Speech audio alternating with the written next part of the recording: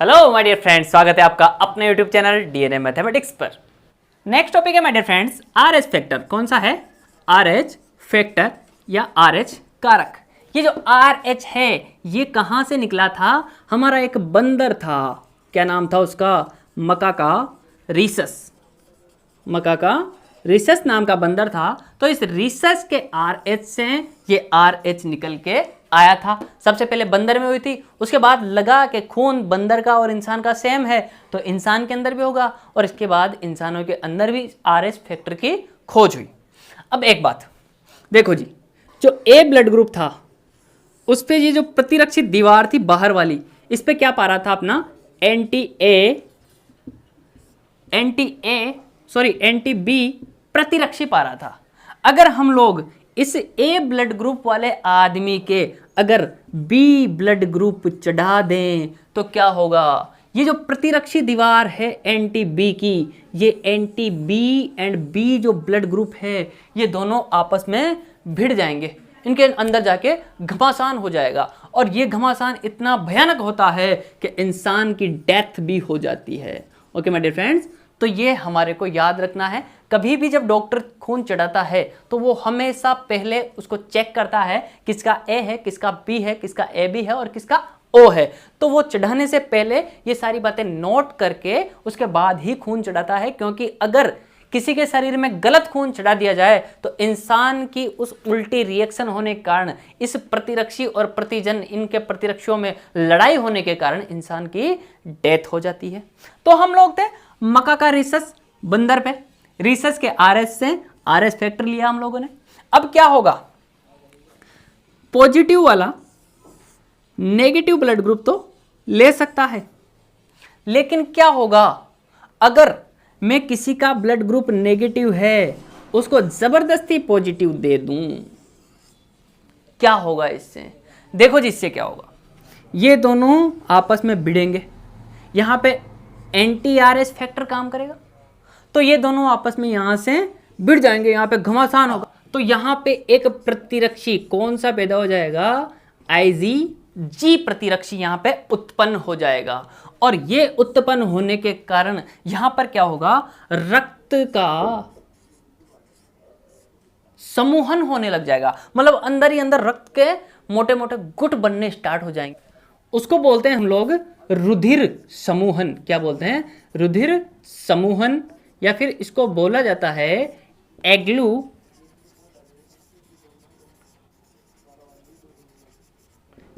Agglutination. इसको क्या बोला जाता है? रुधिर समूहन। जैसे ही ये रुधिर समूहन होगा, इससे क्या होगा? एक हार्मोन प्रोड्यूस होगा, उस हार्मोन को बोला जाता है बिलीरुबिन। क्या बोला जाता है? बिलीरुबिन। जैसे ही ये बिलीरुबिन हार्मोन निकलेगा, ये हार्मोन भी कई बार एग्जाम के अंदर पूछ लिया जाता है माय डियर फ्रेंड्स, तो इसको आपको याद रखना है। ये बिलीरुबिन हार्मोन क्या करेगा? ये पहुंचेगा हमारे यकृत के पास। किसके पास?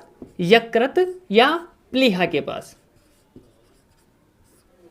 यकृत या प्लीहा के पास जैसे ही पहुंचा, इनको ये निष्क्रिय कर देगा, और ये निष्क्रिय हुए उसके बाद क्या होगा? जो हमारे वृक्क है, जो हमारी किडनीज है, जो हमारी किडनी है वो भी काम करना बंद कर देगी। तो क्या हुआ जी?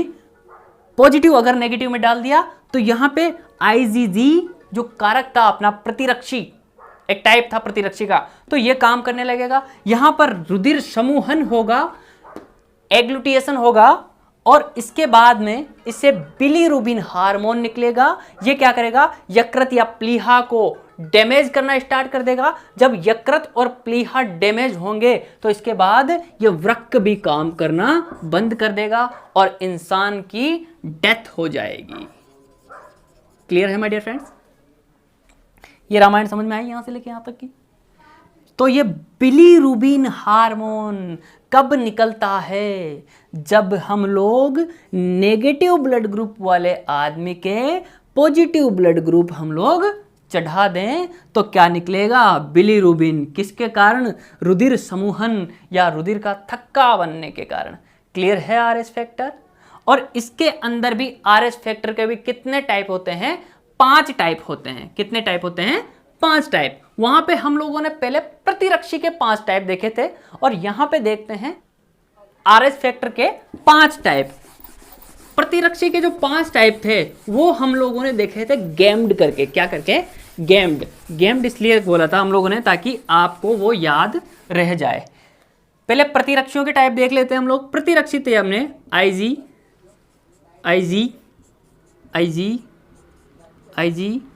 एंड आईजी, ये हमारे प्रतिरक्षी थे। इनको बोला था आपने immunoglobulin gamma, GAME and D। इसमें ये मोनोमर था, एकलक था, ये द्विलक था, ये पंचलक था, ये भी एकलक और ये भी एकलक। मतलब इसमें 1 था, इसमें 2 थे, इसमें 5 थे और इसमें भी 1 और इसमें भी 1। ये था अपना प्रतिरक्षी में। किसमें? प्रतिरक्षी के ये 5 टाइप थे। अब आएगा अपने आरएच फैक्टर के 5 टाइप। किसके? आरएच फैक्टर के 5 टाइप कौन कौन? पहला है RH स्मॉल c, दूसरा है RH कैपिटल C, तीसरा है RH कैपिटल D, चौथा है अपना RH स्मॉल e एंड पांचवा है RH कैपिटल E। 5 टाइप ये हो गए, 5 टाइप ये हो गए। ये थे प्रतिरक्षियों के। इसमें आ रहा था इम्यूनोग्लोबिन और इसमें आता था rhesus. Okay my dear friends, ये 5 कौन से हो गए? Small c, capital C, capital D, small e and capital E। इनमें से आप लोगों को याद कौन कौन से रखना है? मोस्टली एक तो पूछा जाता है मोस्टली ये RH-D वाला, क्योंकि ये सबसे वाइड कैटेगरी का है। ये 85% पाया जाता है। और एक याद रखना है अपने को, ये RH-E वाला जो कि ओनली 30% पाया जाता है। एक तो RH-D और एक RH-E। इसके RH फैक्टर के ये 5 टाइप होते हैं और इसके अंदर पहला याद रखना है हम लोगों को RH-D जो 85% पाया जाता है और एक दूसरा याद रखना है RH-E जो ओनली 30% पाया जाता है। नेक्स्ट है माय डियर फ्रेंड्स, मान लो कोई लेडीज है। क्या है? लेडीज। और वो क्या है? माता है। माता। अब माता के अंदर क्या होता है? पेट के अंदर एक बच्चा है। क्या है? पेट के अंदर एक बच्चा है। दुर्भाग्यवश क्या हुआ कि माता का जो रक्त है वो कौन सा था? ये नेगेटिव था। कौन सा है? नेगेटिव।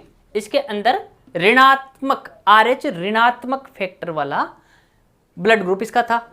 अब ये जो बच्चा हुआ, ये पिता के गुणों के कारण मान लो, ये कोई और कारण मान लो, पिता के कारण या किसी और कारणवश ये बच्चा पॉजिटिव RH वाला इसमें गर्भ में आ जाता है।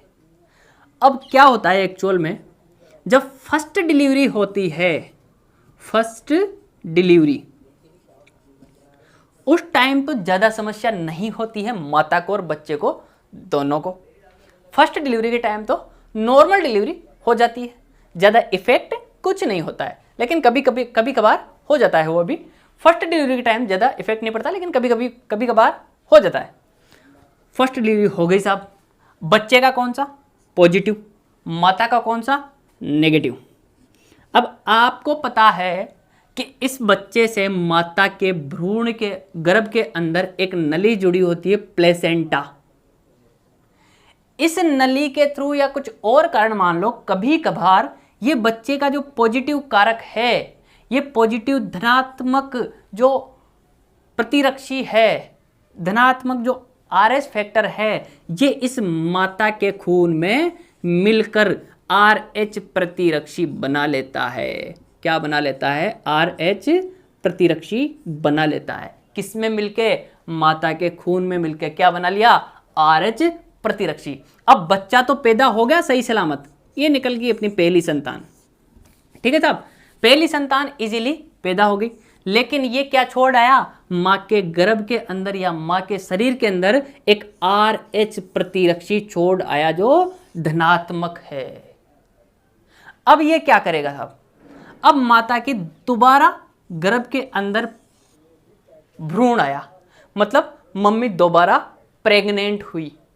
तो इसके अंदर क्या होगा, अब ये भी अगर नेगेटिव हुआ, जो दूसरा बच्चा है वो नेगेटिव हुआ तो कोई इफेक्ट नहीं होगा, लेकिन गलती से दूसरा बच्चा भी कौन सा हुआ, पॉजिटिव हुआ, दूसरा बच्चा भी पॉजिटिव हुआ, तो माता के जो खून के अंदर ऑलरेडी पहले बच्चे से क्या पड़ा हुआ था, पॉजिटिव RH प्रतिरक्षी पड़ा हुआ था। अब दूसरा बच्चा भी पॉजिटिव ब्लड ग्रुप वाला, तो ये RH प्रतिरक्षी यहां से जाएगा और ये दूसरे बच्चे के अंदर चला जाएगा। पॉजिटिव और पॉजिटिव ये दोनों फिर भिड़ जाएंगे। भिड़ने के बाद क्या होगा, बच्चे की डेथ भी हो सकती है और मोस्टली डेथ ही होती है।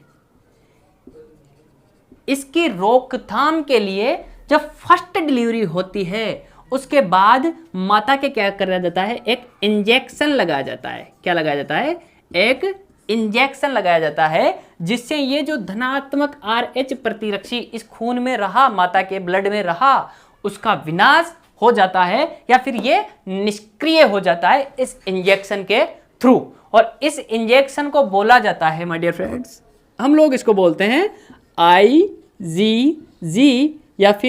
या इसको बोला जाता है anti-RH पॉजिटिव, या इसका दूसरा नाम है रोहगम। क्या नाम है, रोहगम नाम का एक इंजेक्शन लगाया जाता है, जो कहां से निकला है, ये रोगम वर्ड कहां से निकला है, RH से ये रोगम वर्ड निकला है।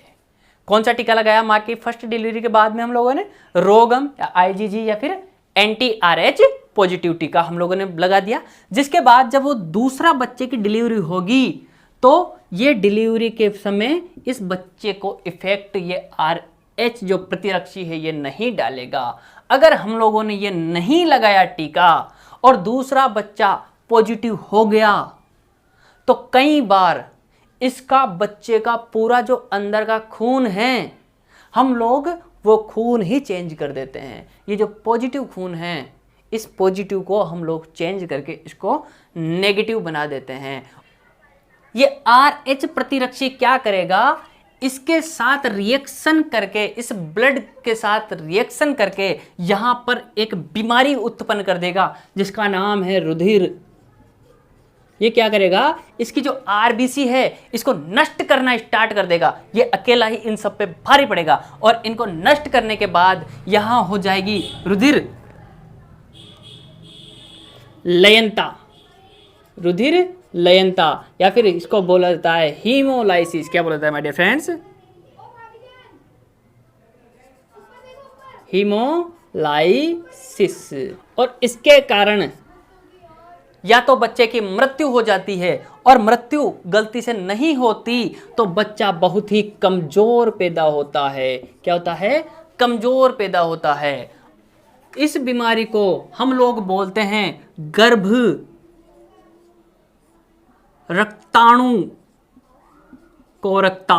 क्या बोलते हैं, गर्भ रक्ताणु कोरकता, जिसका केवल एक ही इलाज है, उसके IgG या फिर anti-RH का टीका यहाँ पे लगा देना चाहिए, जिससे इस मृत्यु से, कमजोरीपन से, या इस बीमारी को बोला जाता है हिपेटाइटिस। इससे जो बीमारी होती है वो है हिपेटाइटिस। कौन सी बीमारी होती है इससे, हिपेटाइटिस। और इस बीमारी का, इसको जो ये प्रोसेस हो रही है, रुधिर का समूहन होना, क्या होना, रुधिर के समूहन के कारण क्या हुआ, रुधिर लयनता, हीमोलाइसिस बीमारी हो गई। और ये जो बाद के अंदर कमजोर होगा बच्चा, इस कमजोरी की बीमारी को बोला जाता है हिपेटाइटिस। और ये जो अंदर ही अंदर बीमार हुए बच्चे, इस बीमारी को बोला जाता है गर्भ रक्ताणु कोरकता। इसलिए अगर माँ का रक्त RH नेगेटिव है और बच्चे का पॉजिटिव है तो हमें बहुत ही इस पे सावधानी बरतने की जरूरत है, क्योंकि आगे होने वाला बच्चा या तो हेपेटाइटिस नाम की बीमारी से ग्रसित होगा या बच्चे की मृत्यु भी हो सकती है। या तो आगे होने वाले बच्चे के अंदर हम लोगों को पूरा रक्त का RH कारक चेंज करना पड़ेगा, या फिर पहले ही उसको रोगम का टीका या रोगम का इंजेक्ट करना पड़ेगा, IgG या फिर RHD anti-RH का टीका उसको लगाना पड़ेगा। नेक्स्ट पॉइंट है माय डियर फ्रेंड्स हमारा, ये है रक्ताधान। कौन सा है, रक्ताधान। एक चीज नोटिस कर लीजिएगा आप, एक होता है रक्ताधान, कौन सा होता है, रक्ताधान, धान, और दूसरा होता है रक्तदान। क्या होता है माय डियर फ्रेंड्स? रक्तदान। एक तरफ लगा हुआ है धान तो दूसरी तरफ लगा हुआ है दान। अब इनमें डिफरेंस समझिए। धान मतलब तो होता है ग्रहण करना, मतलब लेना, और दान मतलब होता है दान, टू डोनेट। क्या होता है? डोनेट, डोनेट या देना। जब हम खून देते हैं तो उसको दान करना कहते हैं, और जब लेते हैं तो उसको दान करना कहते हैं। कब हम लोगों को खून की जरूरत पड़ती है? मोस्टली जो हम लोगों ने देख रखा है वो है, एक तो हमें एनीमिया या डेंगू होता है, उस टाइम प्लेटलेट्स की कमी हो जाती है, ये हम लोगों ने देखा हुआ है। कोई एक्सीडेंट हो जाता है मेजर और खून ज़्यादा बह जाता है, उस टाइम पे खून की ज़रूरत पड़ती है, ये हम लोगों ने देखा हुआ है। कई बार प्रसव के दौरान भी खून की माँ को कमी हो जाती है और उस टाइम भी उसको खून चढ़ाया जाता है। ये 2-3 बातें हम लोग जानते हैं, और भी है तो वो हम लोग देख लेते हैं, क्योंकि ये पॉइंट ऑफ एग्जामिनेशन की दृष्टि से बहुत ही इंपॉर्टेंट टॉपिक है। रक्तदान, रक्तदान की कब कब आवश्यकता होती है? पहला है चोट लगने या अत्यधिक रक्तस्राव होने पर। जब एक्सीडेंट होता है तो मोस्टली सिर फट जाता है, क्योंकि लोगों को कितनी ही गवर्नमेंट पाबंदियां कर दे, कितनी ही सख्ती कर दे, हेलमेट न लगाना, और फिर बाइक को फुल तेज स्पीड पे चलाते हैं, तो उससे क्या हो जाता है? एक्सीडेंट हो जाता है और मोस्टली सिर फट के मृत्यु हो जाती है। वो मृत्यु क्यों होती है? रक्त बहने की वजह से। इंडिया में देखा होगा आप लोगों ने, जब भी एक्सीडेंट से कोई घायल व्यक्ति पड़ा होता है तो उसका वीडियो सभी निकाल लेंगे, उसको देख सभी लेंगे, लेकिन हॉस्पिटल बहुत कम नेक इंसान पहुंचाते हैं, क्योंकि सभी को ये भय सताता है कि मैं इसको हॉस्पिटल ले जाऊंगा, वहां ले जाने पर कागजी कार्रवाई होगी, कागजी कार्रवाई होने के बाद पुलिस आएगी और मेरे को पुलिस के चक्कर काटने होंगे। तो माय डियर फ्रेंड्स, आपकी सूचना के लिए एक बात बता दूं कि आपको अगर भविष्य में कोई घायल व्यक्ति दिख जाए रोड पर तो उसको ज़रूर हॉस्पिटल में एडमिट करवाएं। आजकल आपको पुलिस वाले चक्कर नहीं कटवाते, वहाँ पे नॉर्मल आपकी एक आईडी ली जाती है, ताकि भविष्य में अगर कोई नॉर्मल पूछताछ करनी हो तो आपको पूछ ले, ज़्यादा आपको वो डिस्टर्ब नहीं करेंगे।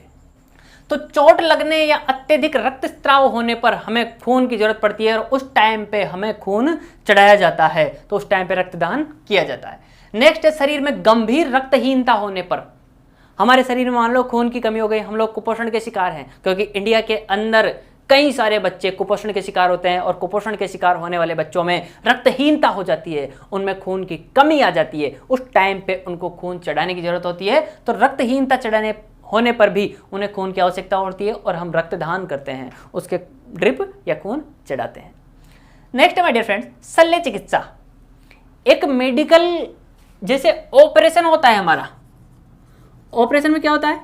डॉक्टर चीड़ फाड़ करके किसी अंग को ठीक कर देता है, प्रत्यारोपण कर देता है। शल्य चिकित्सा में क्या होता है? एक मेडिकल यूनिट है जो शल्य चिकित्सा के थ्रू आदमी के पेन को ठीक कर देता है, वो है शल्य चिकित्सा। जब शल्य चिकित्सा करवाते हैं तो उस टाइम पे कहा जाता है कि ब्लड थोड़ा कमी आ जाती है, ब्लड में, शरीर के अंदर ब्लड की कमी आ जाती है और उस आदमी को खून की जरूरत पड़ती है, तो उसके भी रक्तदान किया जाता है। नेक्स्ट माय डियर फ्रेंड्स, रक्त में बिंबाणु की अल्पता में। आप लोगों ने भी थोड़े दिनों पहले देखा होगा, एक बीमारी फैली थी डेंगू, और एक और बीमारी है एनीमिया। क्या है? एनीमिया। डेंगू और एनीमिया दोनों के अंदर ही क्या होता है? प्लेटलेट्स की एकदम भारी गिरावट आ जाती है। प्लेटलेट्स के अंदर, प्लेटलेट्स की संख्या में भारी गिरावट आ जाती है। नॉर्मली ये 1.5 लाख से 4 लाख रहते हैं हमारी बॉडी में, लेकिन जैसे ही डेंगू या एनीमिया होता है, या तो ये बनना बंद हो जाते हैं, या फिर जो भी है हमारी बॉडी के अंदर जितने भी है, क्योंकि इनका एक निश्चित जीवन काल 6 से ये 12 दिन तक जीवित रहते हैं, तो ये क्या होंगे? ऑटोमेटिक डेड हो जाने लग जाते हैं, और जैसे ही डेड होंगे नए बनेंगे नहीं। जब मैन्युफैक्चरर इनका बंद हो जाता है तो इनकी अल्पता हो जाती है, इनकी बहुत कमी हो जाती है। और आपको पता है प्लेटलेट्स क्या करते हैं? रक्त का थक्का बनने में मदद करते हैं। अगर किसी भी एक चीज़ की कमी हो जाए ना खून में, तो वो हमारे लिए बहुत ही ज़्यादा घातक होता है। यहाँ पे हम लोग नाखून भी टच करते हैं तो क्या निकलने लग जाता है, खून निकलने लग जाता है। वो किसकी कमी से, प्लेटिलेट्स की कमी से। और जब हमें बिम्बाणु या प्लेटिलेट्स की कमी हो जाती है हमारी बॉडी में, तब भी हमें रक्तदान की आवश्यकता होती है। अब कई सिस्टम ऐसा बन गया तो कि हमारे अगर प्लेटिलेट्स की कमी है तो हम लोगों को क्या करेंगे, वो ओनली प्लेटिलेट्स ही चढ़ा देंगे। Okay my dear friends. Next है हीमोफीलिया, एक रोग होता है, इसके अंदर भी हमें रक्त की कमी हो जाती है और हीमोफीलिया होने पर भी हमारे बॉडी में रक्त चढ़ाया जाता है। नेक्स्ट है दात्र कोशिका अरक्तता या फिर सिकल सेल एनीमिया। इसमें क्या होता है कि नया जो रक्त है वो बनना बंद हो जाता है, आरबीसी डेड होना स्टार्ट हो जाती है एनीमिया के अंदर। और आरबीसी बनना बंद होना या डेड होने पर हमारे खून की कमी आ जाती है और उस टाइम भी हम लोगों को खून चढ़वाने की जरूरत पड़ती है। नेक्स्ट माय डियर फ्रेंड्स, रक्तदान की प्रक्रिया। जो हम लोगों को रक्त चढ़वाते हैं उससे पहले क्या क्या प्रोसीजर होता है, क्योंकि पहले तो रक्त चढ़ाने से पहले किसी का निकालेंगे, किसी का खून चूसेंगे और फिर वो हमारी बॉडी में इंजेक्ट करेंगे। तो इसकी क्या प्रोसीजर होती है, उसके निकालने से लेके हमारी बॉडी में चढ़ाने तक क्या क्या बातों का हम लोगों को ध्यान रखना चाहिए, वो हम लोग अब देख लेते हैं। और ये आपको एग्जामिनेशन में एज इट इज उठा के लिखनी है मित्रों, ध्यान रखना है, रट लेना है, एकदम घोड़ के पी जाओ। समझ में नहीं आता है कोई बात, कमेंट बॉक्स में लिखो, हम लोग आपको दोबारा समझाने का प्रयत्न करेंगे। जो पीडीएफ हमारे द्वारा अवेलेबल करवाई जाएगी उसको ध्यान से पढ़ो, नहीं पढ़ने पर समझ में आता है तो आप लोग हमारे से कांटेक्ट करो, हम आप लोगों को पूर्णतया समझाने की कोशिश करेंगे। नेक्स्ट माय डियर फ्रेंड्स, रक्तदान की प्रक्रिया। रक्तदान की प्रक्रिया में पहले रक्त का संग्रहण किया जाता है, पहले किसी की बॉडी से रक्त निकाला जाता है जो 18 वर्ष से ऊपर होता है, जिसके अंदर वजन 45-50 किलो से लगभग ऊपर रहता है, तो उसका हम लोग रक्त निकाल सकते हैं। तो रक्त संग्रहण के टाइम पे क्या किया जाता है, सबसे पहले दाता का स्वास्थ्य परीक्षण किया जाता है। जो भी डोनेटर रहता है, रक्त को जो डोनेट करता है, उसका क्या किया जाता है, स्वास्थ्य परीक्षण, कि कहीं उसको बुखार तो नहीं आ रहा, कहीं कोई रोग से वो ग्रसित तो नहीं है, कहीं उसको HIV नहीं है, कहीं उसको एड्स नहीं है। क्योंकि ये बीमारी हुई तो ये बीमारी खून के अंदर रहती है और ये बीमारी खून से एक दूसरे को ट्रांसफर हो जाती है। तो इन बीमारियों वाला खून नहीं लेंगे हम लोग। और मान लो किसी की तबीयत ज़्यादा ही खराब है तो उस टाइम भी उसका ब्लड निकालना उसके लिए घातक हो सकता है।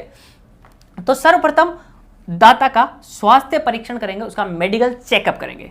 नेक्स्ट करेंगे काम, उपयुक्त क्षमता वाली प्रवेशनी से विशेष प्रकार की निर्जमीकृत थक्कारोधी थैलियों में संग्रहण करेंगे। विशेष प्रवेशनी से खून निकालेंगे और एक विशेष प्रकार की थक्कारोधी थैली होती है जिसके अंदर रक्त का थक्का नहीं बनता है, रक्त उस थैली की सतह पर नहीं चिपकता है तो थक्का नहीं बनता है। इस प्रकार की थैलियों में उसको स्टोरेज किया जाता है, संग्रहण किया जाता है। उसके बाद करते हैं माय डियर फ्रेंड्स, प्रशीतित भंडारण। उसको जैसे आप लोगों ने सुना होगा, जो हमारा दूध है, दूध, उसको क्या किया जाता है, पाश्चुरीकृत किया जाता है। पाश्चुरीकृत करने के अंदर उसको एक निश्चित टेम्परेचर पर कई देर तक रखा जाता है, फिर वो पाश्चुरीकृत हो जाता है और फिर उसको अगर हम लोग फ्रीजर में या फ्रीज में रखते हैं तो उसको लंबे समय तक हम लोग यूज कर सकते हैं। वैसे ही रक्त को क्या करते हैं, प्रशीतित भंडारण करते हैं, उसको कोल्ड स्टोरेज में या एक निश्चित टेम्परेचर वाले कोल्ड स्टोरेज में रखते हैं, जिससे क्या होगा, उसमें जीवाणु वृद्धि नहीं होगी, रक्त के अंदर कीड़े नहीं पड़ेंगे। एक है कोशिकीय चयापचय को कम करना, कोशिकीय चयापचय को कम करने के लिए भी उसको प्रशीतित किया जाता है। नेक्स्ट है संग्रहित रक्त की कई प्रकार की जांचें की जाती है कि उसमें कोई डिफेक्ट तो नहीं है, किसी प्रकार के बैक्टीरिया, किसी प्रकार के जीवाणु, किसी प्रकार के रोगाणु वगैरह कोई भी खराब सामान या फिर अशुद्ध रक्त तो वो नहीं है। तो उसकी कई प्रकार की जांचें की जाती है, जैसे HIV की, एड्स की वगैरह वगैरह। इस प्रकार से कई जांचें हम लोग करते हैं। नेक्स्ट माय डियर फ्रेंड्स, दाता की चिकित्सक की निगरानी में ही रखेंगे, दाता को चिकित्सक की निगरानी में ही रखेंगे, क्योंकि अगर मान लो उसको रक्त लेते लेते ही कहीं बुखार आ जाए तो उस टाइम पे उसका कौन ध्यान रखेगा? यही चिकित्सक ध्यान रखेगा। और हमें रक्त दान करने के बाद में फ्रूट खिलाने का कौन ध्यान रखता है? चिकित्सक ध्यान रखता है। कईयों को रक्तदान करने के पश्चात चक्कर आ जाते हैं, तो उन सब का समाधान किसके पास होता है? हमारे डॉक्टर के पास। इसलिए रक्तदान किसकी निगरानी में किया जाना चाहिए? किसी MBBS या डॉक्टर की निगरानी में। नेक्स्ट माय डियर फ्रेंड्स, आधान। आधान या फिर ट्रांसफ्यूजन, ये तो था डोनेशन करने के बाद उसको संग्रहण करने से पहले की प्रोसेस। अब आ रहा है आधान, मतलब चढ़ाने की प्रोसेस। जिसको चढ़ाने वाले हैं उसके लिए हम लोग क्या क्या करेंगे? पहला है मरीज के रक्त का दाता के रक्त से मिलान करेंगे। हम लोगों ने पहले देखा था ए ब्लड ग्रुप वाले को हम लोग ए और ओ ही चढ़ाएंगे, ए बी वाले को सभी चढ़ा सकते हैं और ओ ग्रुप वाले को ओनली ओ ग्रुप ही चढ़ाएंगे। तो वो जो ब्लड ग्रुप हम लोगों ने पिछले वीडियो में देखे थे, वो ब्लड ग्रुप पहले मिलान करेंगे, ए वाले को जो उसके चढ़ता होगा ए या ओ, वो मिलान करेंगे, RS फैक्टर का मिलान करेंगे, उसके बाद ही ये रक्त चढ़ाएंगे। Next my dear friends, 30 minute पहले ही भंडारित रक्त को बाहर लाते हैं। ज़्यादा पहले बाहर ले आएंगे तो वो खून खराब होने के चांसेस बढ़ जाते हैं, इसलिए मात्र 30 मिनट पहले ही उस जो रक्त चढ़ाने वाले हैं हम लोग, उसको भंडारित मतलब प्रशिक्षित जहाँ किया होता है वहाँ से बाहर निकाल के 30 मिनट पहले ही लाते हैं हम। नेक्स्ट माय डियर फ्रेंड्स, रक्त केवल अंतःशिरात्मक रूप से ही दिया जाता है, मतलब उसको धमनी के अंदर नहीं चढ़ाएंगे, उसको किस में चढ़ाएंगे हम लोग? सिरा के अंदर। किसके अंदर? वेन के अंदर, ना कि आर्टरी के अंदर। ओके माय डियर फ्रेंड्स, और ये होता है, ये प्रोसीजर 4 घंटे में कंप्लीट होता है और एक विशेष प्रवेशिनी से ही ये चढ़ाया जाता है। एक विशेष प्रवेशिनी से ही हम लोग इसको निकाल रहे थे और एक विशेष प्रवेशिनी से ही ये चढ़ाया जाता है या इसका आधान किया जाता है। नेक्स्ट माय डियर फ्रेंड्स, रोगी में आधान संबंधी प्रतिक्रियाओं जैसे ज्वर, ठंड, कोल्ड वगैरह आदि को रोकने के लिए चिकित्सक द्वारा पहले ही औषधियां दी जाती है। मान लो किसी को खून चढ़ा रहे हैं और उसको तेज फीवर हो जाएगा, क्योंकि खून अपन ऐसे नहीं बोलते ना, इसके तो खून में ही गर्मी है, तो वो खून क्या होता है जब चढ़ता है हमारी बॉडी में तो वो गर्म हो जाती है एकदम बॉडी। तो ज्वर, ठंड आदि को बाद में कंट्रोल करने के लिए पहले से ही चिकित्सक क्या देता है? उसको दवाई देता है और इससे वो बाद में कंट्रोल हो जाता है। Okay my dear friends, clear है? नेक्स्ट टॉपिक है माय डियर फ्रेंड्स, रक्त के स्रोत के आधार पर रक्तदान 2 प्रकार का होता है। एक तो क्या होता है, मैं ही रक्त डोनेट कर रहा हूं और मुझे ही बाद में आवश्यकता पड़ेगी, या फिर मैं वहां पे गया, मेरे को प्रशिक्षित रक्त नहीं चाहिए, जो पहले से भंडारित रक्त वो मेरे को नहीं लेना, मैं अपने साथ कोई आदमी ले गया, मेरा भी AB पॉजिटिव है या मेरा भी O पॉजिटिव ब्लड ग्रुप है, उसका भी O पॉजिटिव ब्लड ग्रुप है, मैं बोल दूंगा डॉक्टर को कि डॉक्टर साहब मेरे को तो इसी से रक्त लेना है, मैं मेरे साथ रक्त दान करने के लिए, और रक्त दान मैं खुद करूंगा, दान ये करेगा, दान मैं करूंगा।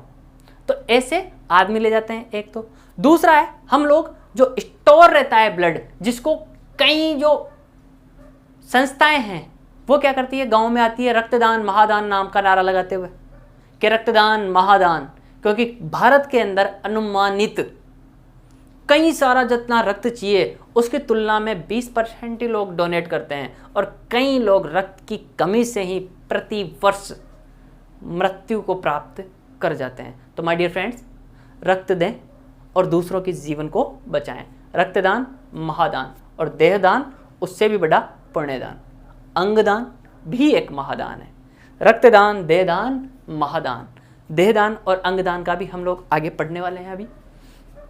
तो क्या करते हैं, एक तो होता है समजात आधान, जो दूसरे लोग ब्लड डोनेट करते हैं उसको क्या किया जाता है, प्रशिक्षित भंडारण में स्टोरेज किया होता है।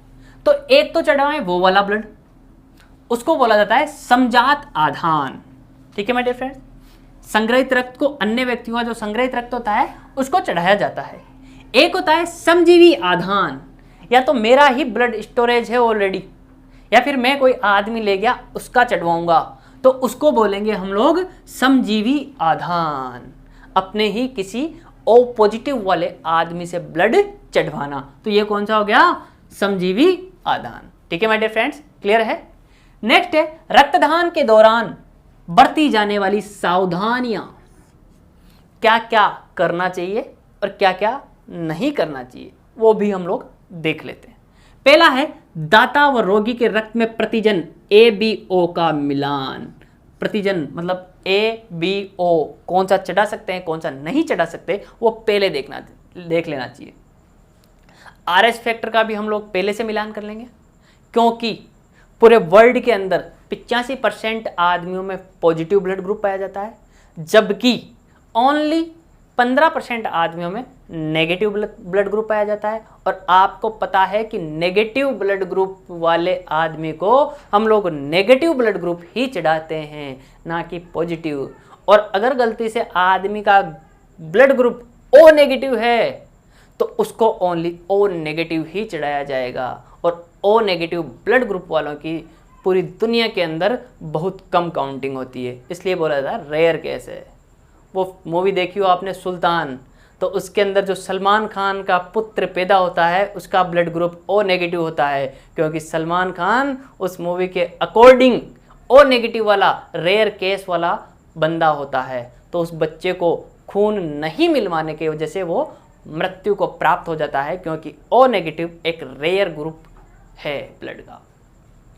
नेक्स्ट माय डियर फ्रेंड्स, दाता के रक्त में रोग कारक व हानिकारक तत्वों की न होने की जांच करना। उसको HIV एड्स वगैरह ये रोग तो नहीं है, इनकी हम लोग पहले से जांच कर लेंगे। नेक्स्ट है दोनों के रक्त में RH कारक, विशेष रूप से RHD का मिलान कर लेंगे, क्योंकि ये जो RHD है ये 85% पाया जाता है, सबसे ज़्यादा यही पाया जाता है, तो इसका भी हम लोग मिलान कर लेंगे।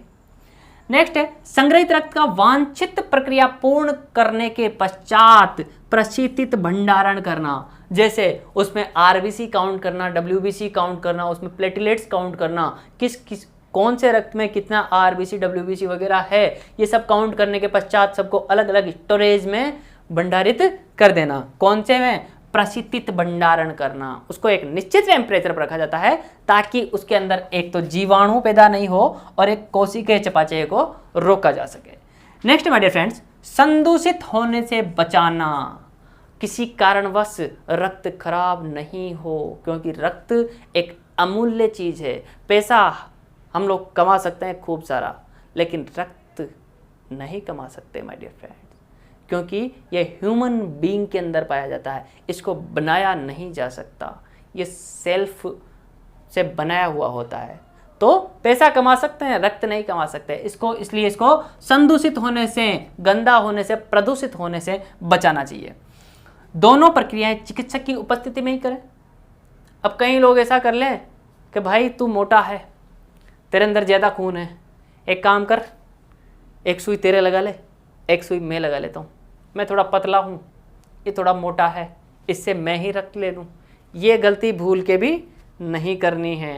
ये दोनों प्रक्रियाएं किसकी उपस्थिति में करें? चिकित्सक की उपस्थिति में, क्योंकि अगर आपका ब्लड ग्रुप मिसमैच हुआ तो आपको यमराज जी मिस कॉल मार देंगे। आपका RS फैक्टर डिफरेंट हुआ तब भी आपको यमराज जी मिस कॉल मार देंगे। तो माय डियर फ्रेंड्स, यमराज की मिस कॉल से फिलहाल दूर रहना है और चिकित्सक की उपस्थिति में ये रक्तदान करवाना है। आधान में बरती जाने वाली असावधानियों के कारण निम्न रोग मोस्टली देखे जाते हैं या हो जाते हैं। कई अन्य भी रोग है जो इसमें बरती जाने वाली असावधानियों के कारण हो जाते हैं। जैसे पहला है HIV। मान लो मेरे को जो डोनेट कर रहा है ब्लड, उसके HIV से हो रखा है, उसके HIV हो रखा है और मैंने उसका ब्लड ले लिया, तो क्या होगा? मेरे भी HIV आ जाएगा। HIV की कई बार हमारे जो भी कम्पिटिटिव एग्जाम्स रहते हैं उनमें फुल फॉर्म पूछ ली जाती है। तो HIV की फुल फॉर्म होती है ह्यूमन इम्यूनो डिफिशियंसी वायरस। क्या होती है?